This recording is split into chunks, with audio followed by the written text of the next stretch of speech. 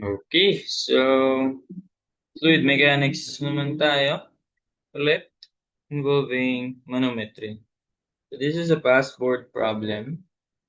Lumabas no November 2015. So, sige, discuss natin.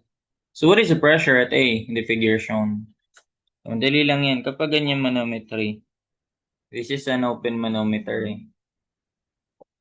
Open manometer. Diba, meron tayong differential manometer, meron din tayong piezometer. Piezometer yung pinakasimple. Ito yung sa differential manometer. May video na tayo dyan. Attach ko na lang. Ito yung pangalawang video natin. Regarding manometry. Password. Isa hindi ata yung password eh. O, hindi nga.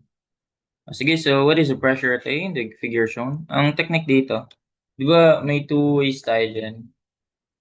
In terms of pressure head and in terms of pressure. So, pinakamadali in this case, in terms of pressure tayo. Okay, so pag ganyan, hinahanap yung pressure A, dapat mag-start ka sa yung other side para pagdating mo doon, equal mo na lang siya. What do I mean by that? So sabihin natin dito tayo, sa C tayo mag-start. Pressure at C. Pressure at C. Yan. Pag pababa, di ba, palalim ng palalim. So pataas ng pataas yung pressure nun. So mag-a-add yun. Add mo yun. Plus gamma H. Simply ang ano lang naman dito ay summation of pressure.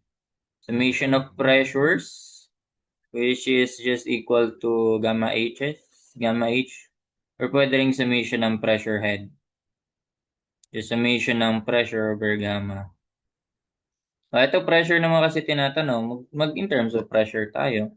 So, pressure at C, simula tayo dyan, then bababa tayo. Gawin na nga natin tong meters, 0.15 and 0.45. Okay, pressure at C, din bababa ka. Ano to? Specific gravity niyan, 10. O gamma. Alam na yun, di ba? Specific gravity muna. Lagay na lang natin. Specific gravity. Tapos unit weight ng water. Pang-convert. Tapos yung height niya na yun, 0.45. Okay? So, pwede naman dito. Ano ba to? Air na kasi to eh. So, ito yung una talagang interface niyan. Point dito. Air na kasi yan. Then, di ba bumaba ka na? Galing ka dito, bumaba ka na.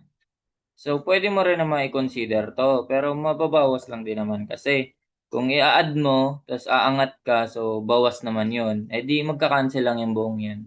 Yeah, in short, para madali, kapag same lang sila ng level, iisa lang yan ang pressure. O, same lang sila ng level dyan, di ba? O, iisa lang yan ang pressure dyan banda. So, pwede ka na mag-jump agad dito. Talon ka na dyan. O, paangat ka na ng ilan. Ito ay in terms of water na. So, ayun na, nakarating ka na, papunta. Dito ka na sa pressure at A. Pag umangat ka ng ito na distance. Ilan yun? So, minus naman yun. Pressure na sa water, unit weight ng water times yung height na niyan ay 0.45. Ayan, 0.45 plus 0.15. That's 0.5, 0.6, no? 45, 50, 60. 0.6.